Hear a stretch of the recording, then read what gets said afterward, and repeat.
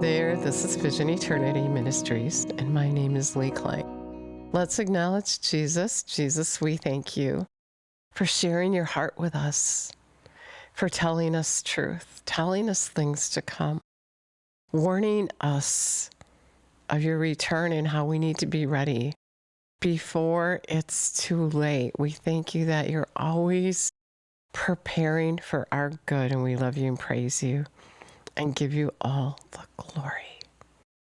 Jesus is so good. He's so amazing. And I want to share with you, it was about 2 years ago, and I was sleeping, and then all of a sudden, sitting straight up in bed, Jesus was standing next to the door. I was really freaked out. I mean, I didn't see him, but I knew he was standing there. And I heard, the hour of Jesus has come.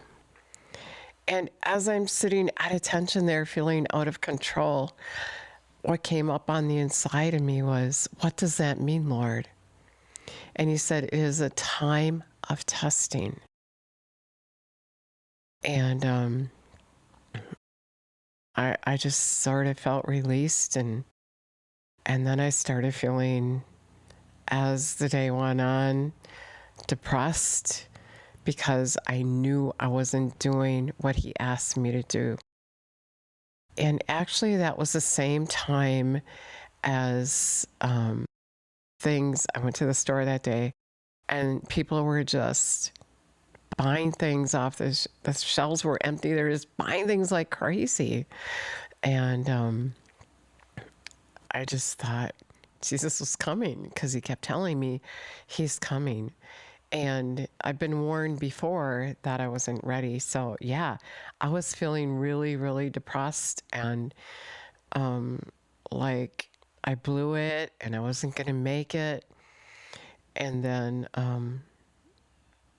2 days later, I heard him again, and I heard him audibly.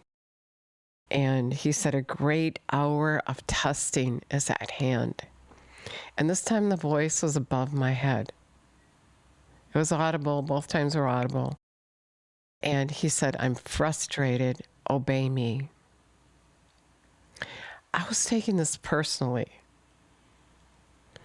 But as time went on, he said, share it. You're not the only one. He's frustrated because we're not obeying him.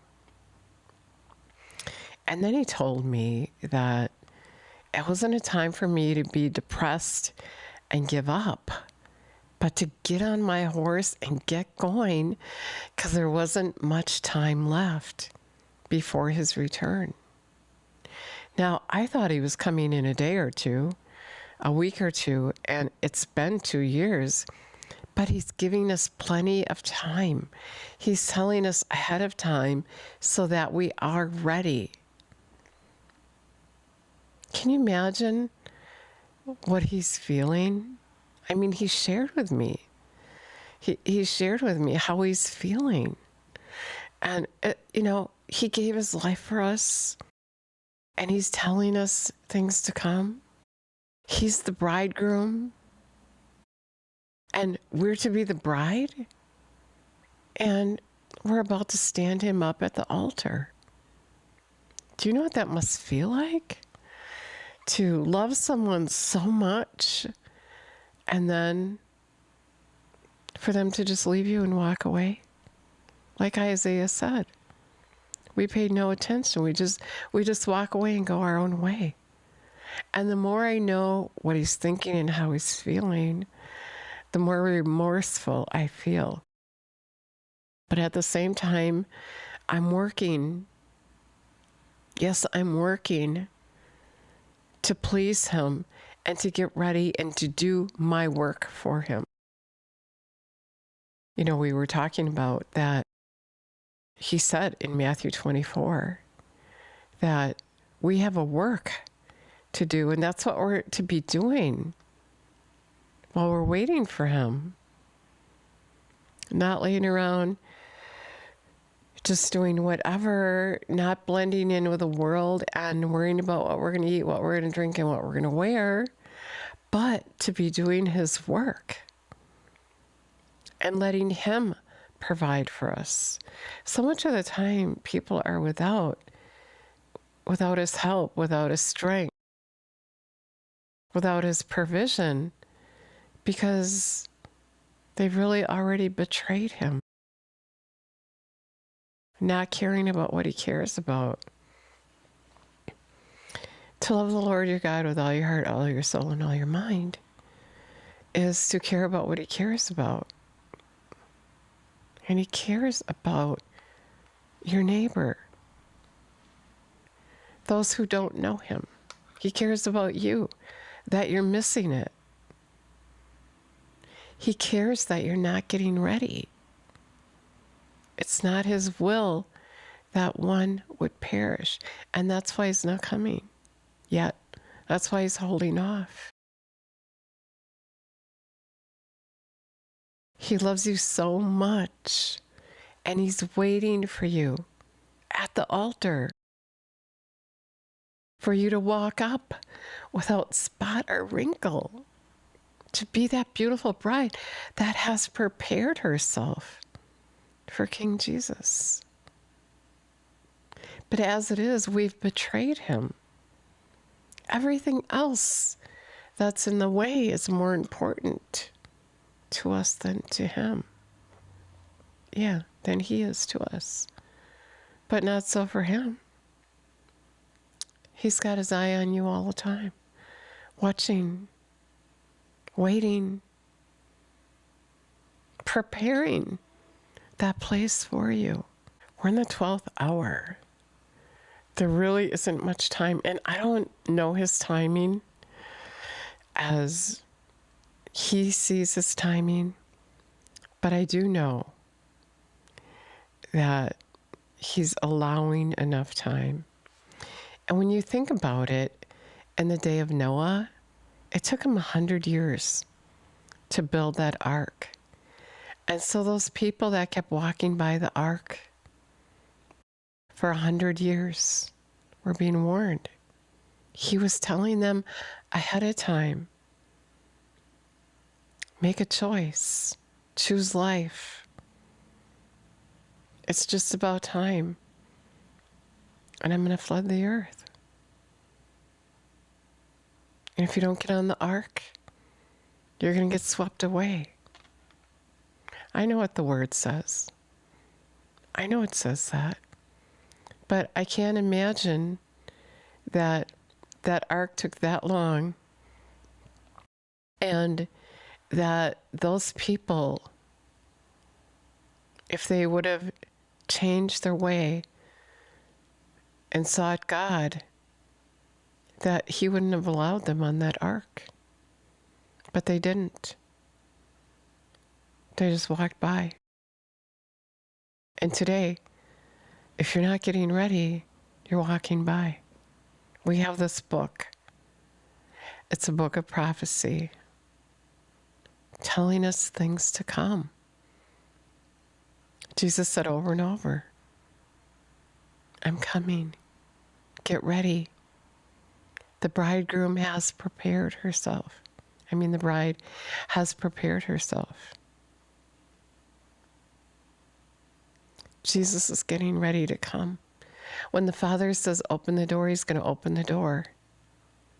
And he's going to be here.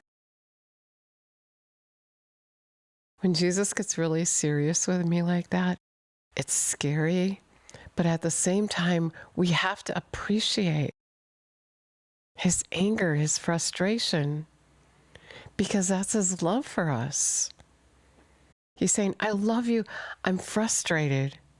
Get ready before it's too late. I know many of you think you're ready. You call yourselves Christians, but really, you're just religious. If you're not getting ready, he's right. We're just like the Pharisees if we're not getting ready. We're just doing this religious stuff, thinking we're right with Jesus. And then on that day, when we stand before him, he's going to say, I didn't know you. You didn't do my will. You didn't get ready. You didn't forbid sin. You didn't receive my power. You didn't forgive. You didn't do what I was doing. I didn't know you. I'm hurt that you wouldn't listen, that you wouldn't get ready. It hurts me. Now, go. Away from me. I didn't know you. You know the scripture. Matthew 7:21 through 23, in case you don't know it. Not everyone who calls me Lord will enter into the kingdom of heaven, but those who do the will of my Father. And many are going to say to me on that day, but Lord, I did this in your name. I did that in your name. And he's going to say, I didn't know you. So many are going to be arguing with him. But Lord, but you didn't listen. You didn't prepare. You didn't partake. You weren't a part of my life.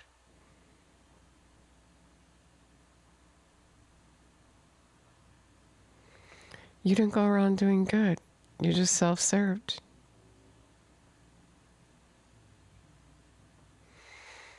And so that's the word I have for you today. Jesus is coming, and he keeps telling me to tell you over and over again. I've been telling you, get ready. Jesus is coming. And he's made it really clear to me. And the thing is, I ask him to correct me all the time. I don't want to be out of his will. I don't want him to say away from me, I never knew you, as well as you don't. You don't want to hear him say that. You want to hear him say now that you're at risk. So get on your knees. Look at the word. If you see you're breaking a law, James says, if you break one law, you broke all the law. If you see you're breaking a law, then get it fixed. Ask him to help you.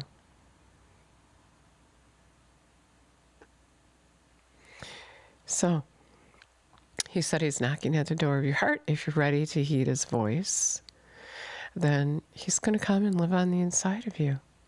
He's going to dine with you. He's going to be there with you all the time. He's not going to leave you or forsake you. But you have to make that commitment that you're going to submit to him. Submit to him. I'm going to do your will. I want to marry you.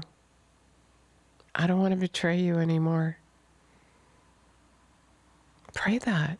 Jesus, come and live on the inside of me. Help me to do your will. Help me to prepare for your return. And he will come. Thank you so much for listening today. God bless you.